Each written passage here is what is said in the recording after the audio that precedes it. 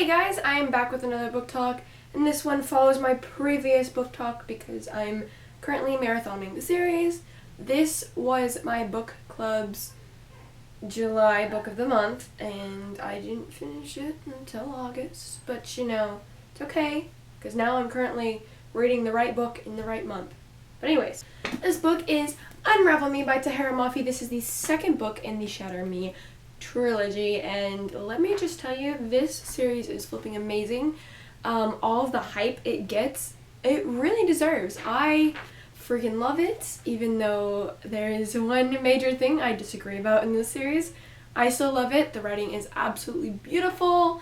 Oh my gosh, series is so heart-wrenchingly terrible but beautiful at the same time. So like I mentioned, there's one thing that really irritates me about the series, and that one thing is the pairing in this book, because I am Team Adam. I love Adam. I think he's adorable, and I definitely think him and Juliet belong together. And I know I'm probably going to get a lot of hate of this because I know a lot of people who have read this series are Team Warner. I personally don't like Warner. I just don't know why. I just have this feeling about him that I just don't like him, and I don't see how he's so appealing to all these other girls. I feel like Adam and Juliet are they just belong together. Like, he's had a crush on her since they were in school, and they're so cute, and he's so sweet to her, and he loves her, and he's always there for her. He's protecting her, and it just breaks my heart. I just can't. I just can't. They need to be together. We want to be together. And then Warner, I understand that a lot of us girls have this attraction to the bad boy type of look and act, and yes, we get to see a little bit more of Warner and understand that, you know, maybe there's a reason the way he is. And definitely the scene with him and his dad, and how his dad is talking about how he's always worthless and can never leave him to do anything right, like, that definitely tugged at my heartstrings a little bit and made me feel a little bit sorry for him, like, having to grow up in a house like that, and where his dad took his mom away and locked her away in his house, and that's really sad. That did tug at my heartstrings and made me feel bad and sorry for him. But still, he is just such a butthole sometimes, and it really makes me mad, and I just don't like him and Juliet together. I really think Juliet and Adam belong together. It's just, that's the way it needs to be. Please tell me I'm not the only one out there that's Team Adam, because I am. And it tears at my heartstrings just watching them not be able to be together and see how much of a toll it takes on Adam, and it's just so sad. And it makes me want to cry and be like, come here, I'll love you if you won't. Yeah, so definitely Team Adam. Still in second book, end of book 2, still Team Adam. Probably won't be Team Adam till the end. Also, Kenji. I freaking love him. I told you how much I liked him in the first book. Definitely a comedic relief, and I love those types of characters, because definitely everything he says makes me laugh. And I honestly think Kenji's my spirit animal. If I had to be any character in this book, I would probably be Kenji, because it kind of sounds like me. That's how I feel, and I just love him, and I just love getting to see more of him, and he's just so funny. So funny. So definitely Kenji is my spirit animal forever and always. There was one giant plot twist in this book that I definitely, out of nowhere, did not see coming. We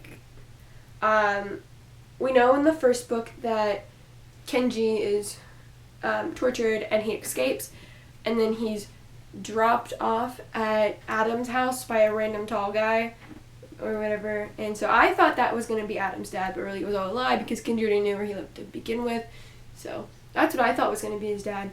And then we get this huge shocker that Adam's dad is Warner's dad, and him and Warner are actually brothers, and then that just complicates everything on top of that, because Juliet is now stuck between two brothers that love her, and one of them doesn't know he's his brother, and it just complicates everything, and just tears at your heart even more to think that she would leave Adam for his brother. It's sad. It is so sad. And that plot twist just blew my freaking mind. Like, I never thought in a million years that would happen. I never thought they would be brothers. I did not see that coming at all. In this book, we definitely get to see a lot more about Omega Point and a lot of the other people who live there, just besides, Kenji and Castle.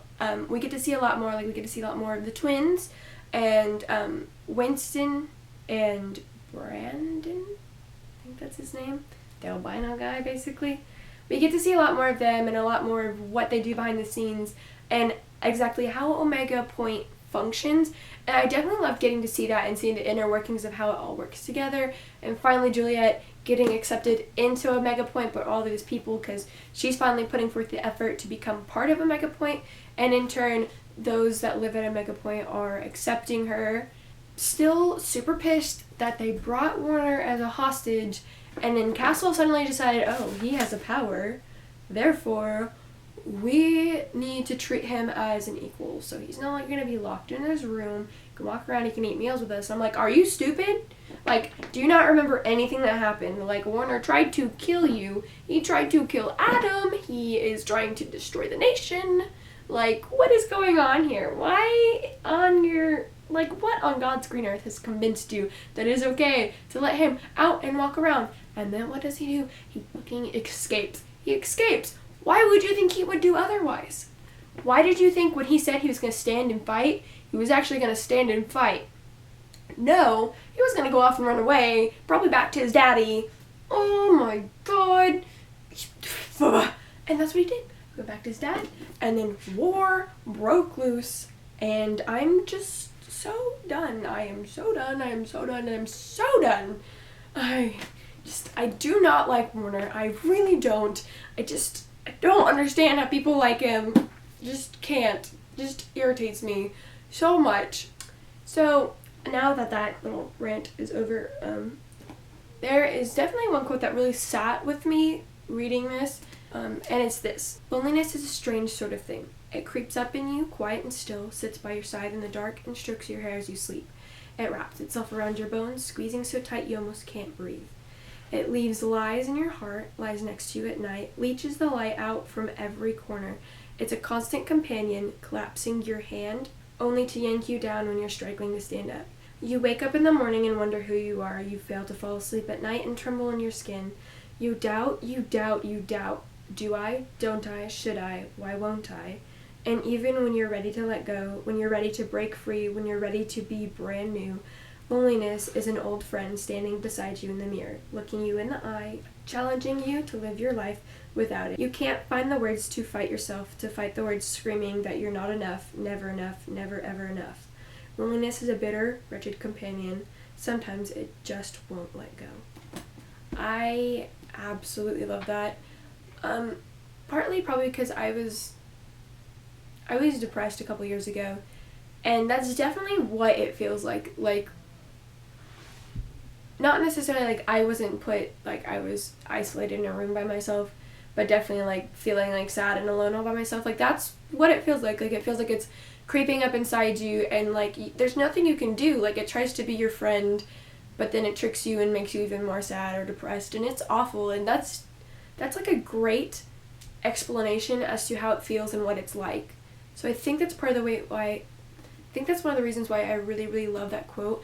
And on top of that, like, Tahereh's writing is just absolutely phenomenal, and I love it. And definitely just like some of the things she writes, like that is just so heartbreakingly beautiful, and I love it. Anyways, I rated this book 4 out of 5 stars, and yeah, so going into Ignite Me now, really hoping Adam wins out because Team Adam's life. So, anyways, I will see you guys next time with a book talk Top 5 Wednesday art attack video. Until then, I'm Chrissy. Goodbye!